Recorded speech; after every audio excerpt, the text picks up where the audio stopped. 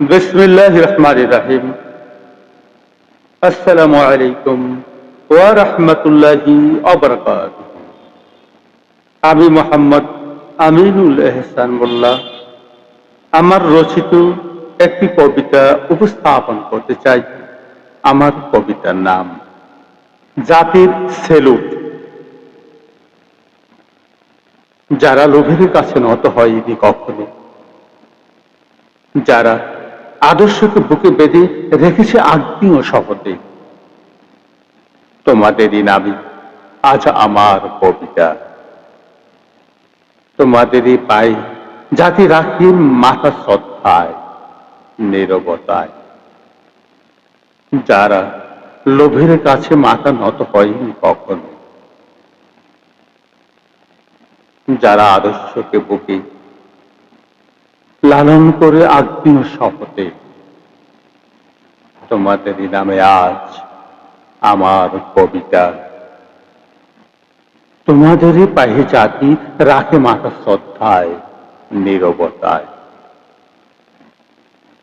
তোমরা গোলাপ, রক্তে ফুটে ওঠা আগুনের রাঙ্গা গোলাপ, যাদের কাটাই বিদ্ধ হয়েছিল শত্রুর বউ, যাদের সুবাসে জেগেছিল স্বাধীনতার সকাল। যুদ্ধের রাতে ক্ষুধা ছিল, ভয় ছিল, তবু পিছু হটনি, একই চলো। মায়ের বউ, মাটির ডাক, লাল সবুজের মান, এই ছিল তোমাদের সম্বল। তোমরা বন্দুক ধরেছিলে ক্ষমতার জন্য নয়, মুকুটের লোভে নয়, মুদ্রার লালসায় নয়। তোমরা লড়েছিলে মানুষের অধিকারের জন্য, ভবিষ্যৎ প্রজন্মে মুক্তির নিঃশ্বাসের জন্য। গলির সামনে বুক পেতেছিলে, পিছনে ছিল না কোনো সিংহাসন, শুধু ছিল দেশ, শুধু ছিল জাতি, শুধু ছিল স্বাধীনতার অবিনাশী স্বপ্ন।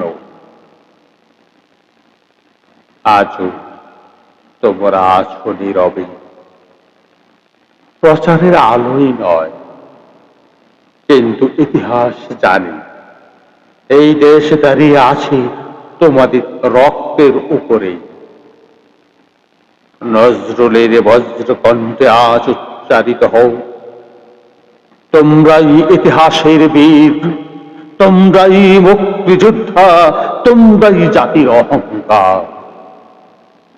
এসো জাতির দাঁড়িয়ে সেলুট জানা, তোমাদের ত্যাগকে, তোমাদের সততাকে, তোমাদের অতুল দেশপ্রেমকে।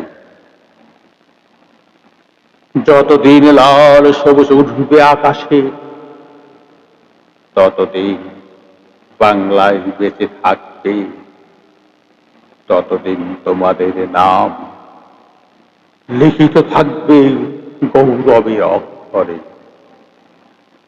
দেশপ্রেমী মুক্তিযোদ্ধা, জাতি তোমাদের সেলুট করে, জাতি তোমাদের সেলুট করে।